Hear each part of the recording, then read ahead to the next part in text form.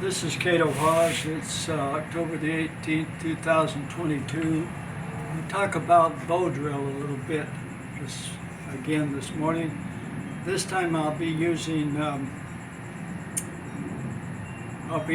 solid materials, not kind of spongy materials. First, I want to put a string on my bow. I just got a channel there that I cut out with a knife, and then just put a slip knot on that, any kind of knot. And then this upper end, I want an adjustable knot. Now I'll show you how to do a clove hitch on there. Come around underneath it, back inside. That's an inside loop. And then we'll go another loop just outside of that, but also an inside loop. So we got two inside loops next to each other. The beauty of this is that it will hold, and yet I can adjust it. See how I can, by pulling this side I can make it tighter, by pulling this side I can make it looser out here. Now I want it to where my spindle will just barely go in there, so I'll want to tighten that up a little bit.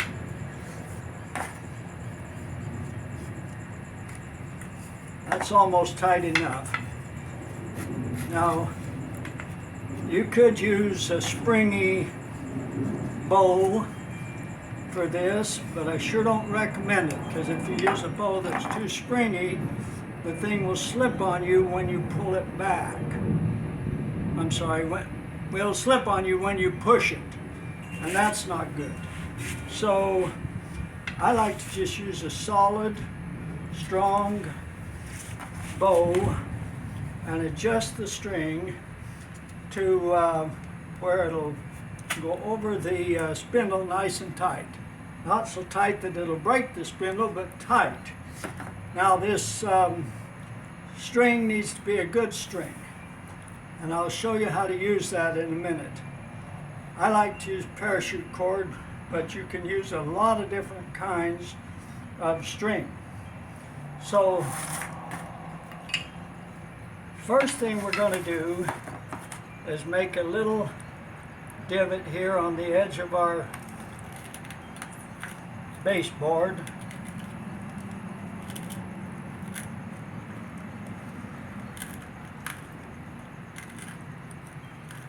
Fairly large divot.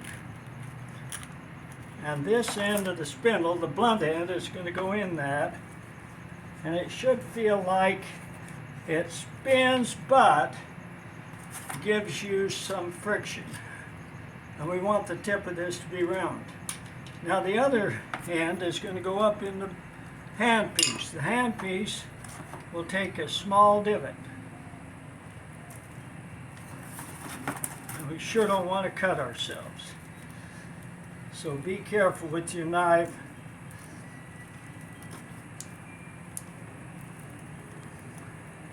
I want it deep enough that it's not going to pop out all the time, but what I want is just the tip of this to touch down. That's really spinning nice. So let's see if that's going to spin, if it's going to be possible to get any smoke. If we don't get smoke, I'll show you what to do with it.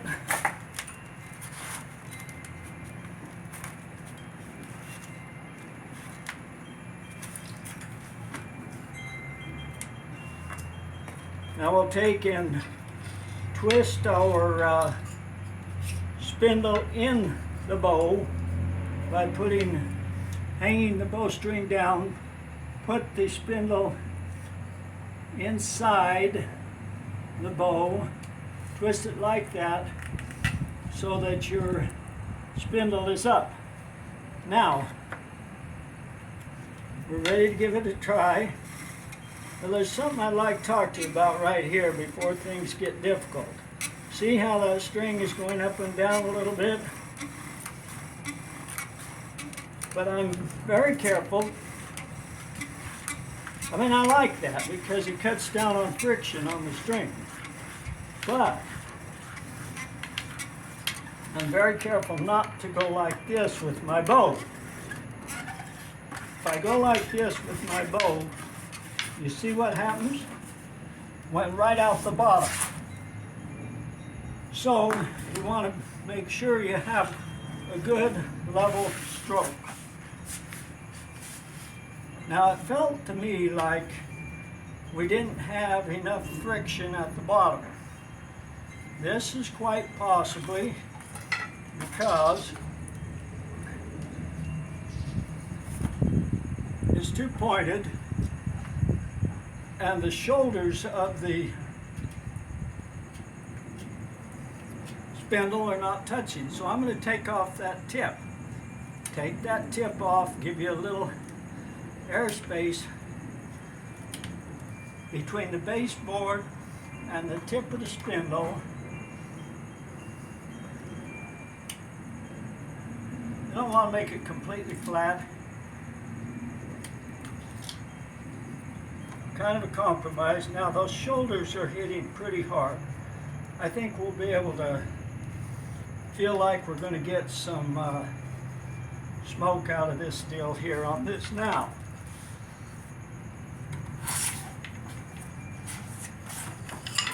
Hold on just a second. Had to pull up my pants a little bit. All right.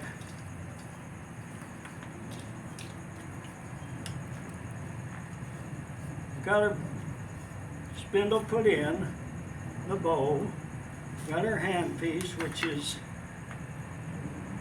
really solid, maybe a little bit green.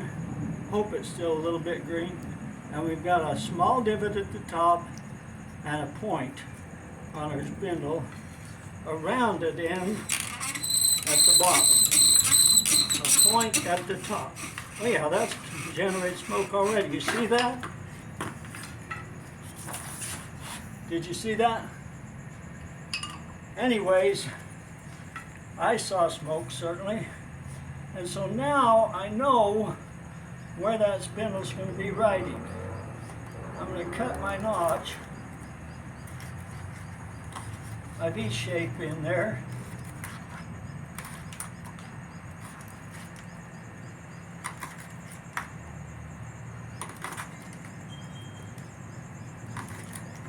I wish my knife were a little sharper, but dull or sharp, I can tell you one thing, you don't want to get your fingers in the work.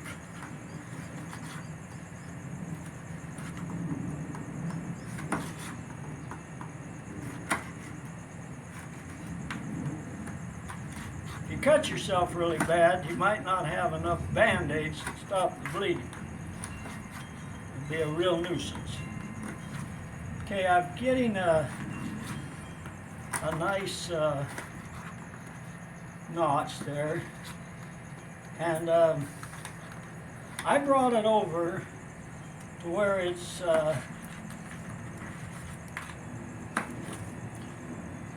maybe 1/4 inch from reaching the center.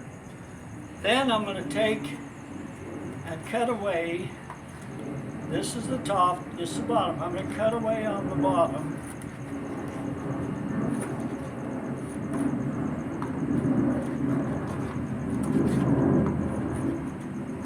An air passage.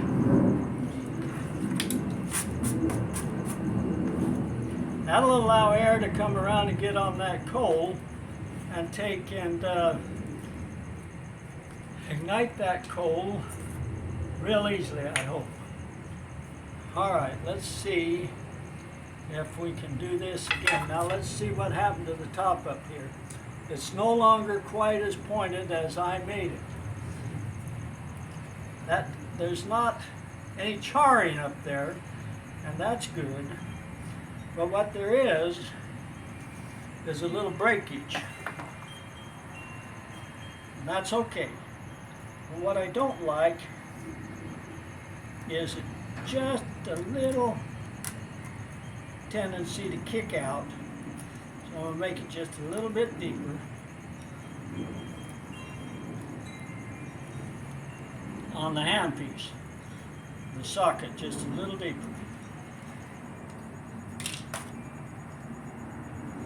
That should be all right. I'm going to tighten that up just a hair.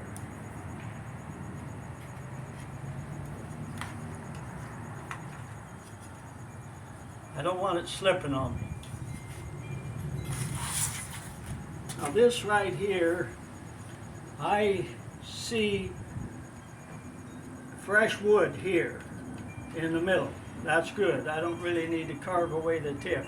If there wasn't any fresh wood there, that would indicate that the center of the spindle was touching down, and that will stop the heat generation.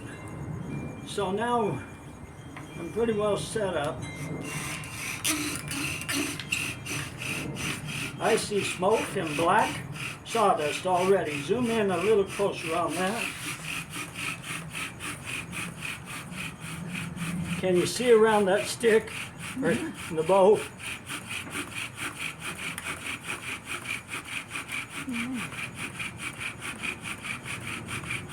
It's turning pretty easy.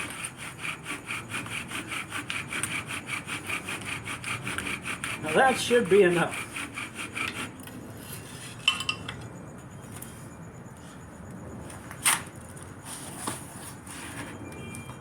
Looks like a good coal. Let's go ahead and tap this sawdust down on it. Good coal. Can you see that pretty good? All right, so let's see what happened. Up at the top, we did get a little blacking. You see that here on this? We did get a little bit, but still, it turns easy. If I was going to use this spindle again, let me show you what I would do. I would just make it a little sharper.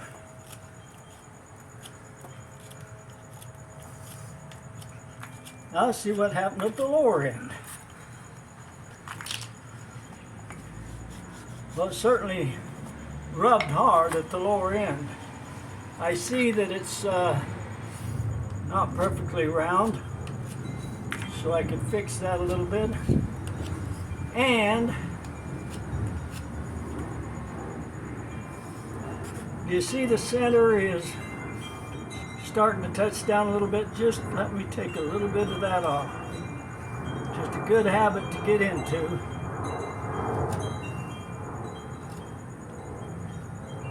So that you have a little air space between the bottom of the spindle and your baseboard. Let's go ahead and use that same hole, same socket, same everything, and see if we can get another coal that easily. This again is incense cedar or some kind of cedar fencing from the junk pile at Home Depot. Lots of smoke down there at the bottom. Really, really quick. And that is a lot of hot sawdust.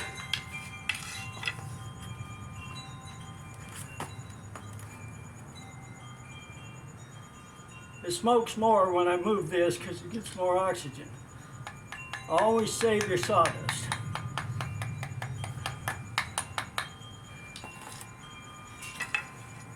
So did we learn anything new? What about this air passage on the bottom of the baseboard? I think it helped. Got more oxygen to the sawdust sooner. Let's go ahead and put that all together. I think we had a great deal of success there. One more time, we'll look at this top of the spindle and the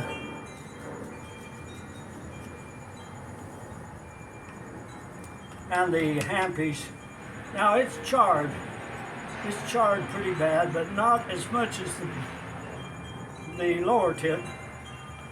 I don't think it'd be charred at all right here if we had a green handpiece. So let me just say this about this deal. I think if we had a green handpiece, we wouldn't have got any charring up here. But I didn't feel a lot of extra pressure because this is a small tip, whereas the bottom is a blunt tip. That's what you want for solid materials.